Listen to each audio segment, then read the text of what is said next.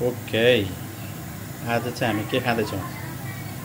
कोदोको पिठो छ भनेपछि आज चाहिँ हामी कोदोको ढिँडो खाँदैछौँ। लेट्सी कस्तो हुन्छ है त। फर्स्टमा मैले कराईमा पानी हालेँ। अब यो पानी उमाल्दैछु है। मैले यसमा अलिकति घिउ पनि राख्थेँ, जसले गर्दाखेरि चाहिँ ढिँडोलाई अझ मिठो बनाउँछ अनि मस्काउनु पनि सजिलो हुन्छ भनेर अलिकति घिउ राख्थेँ। अब यो पानीसँगै उम्लिन्छ अनि पानी उम्लेपछि चाहिँ बल्ल पिठो राख्छु। पिठो हाल्दैछु। पिठो हालेर सुरुमा चाहिँ यो विक्सले मोल्यो भने चाहिँ सजिलो हुन्छ, डल्लो पर्दैन।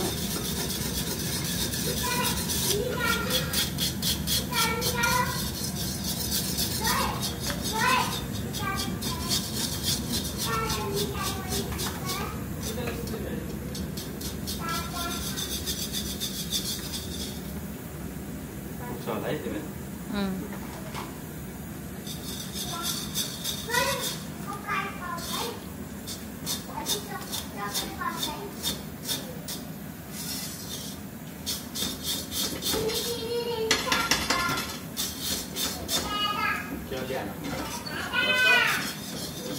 गिलो भएर अलिकति हाल्दैन त अलिकति अलि पानी पनि हाल्दैन।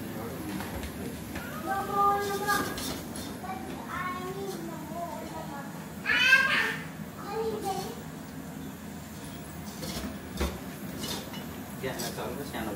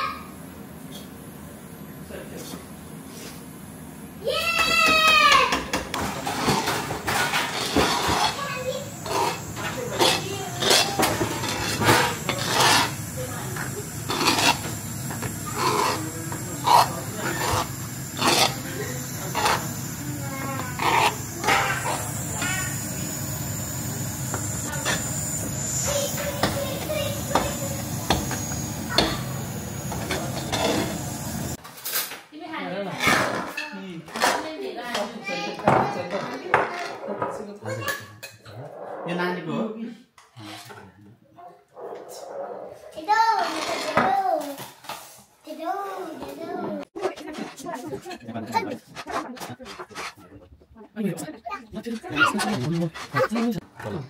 कस्तो भएछ ढिँडो? 5 स्टार एकदम मिठो। 5 स्टार पायो ढिँडोले। बोल्नु भन्दा खाना सलाम जस्तो भयो। सबभन्दा बेस्ट चाहिँ केले पाएछ अवार्ड चाहिँ? अवार्ड यसले पायो, करेलाले पायो। ए ल, बेबीलाई कस्तो लाग्यो त?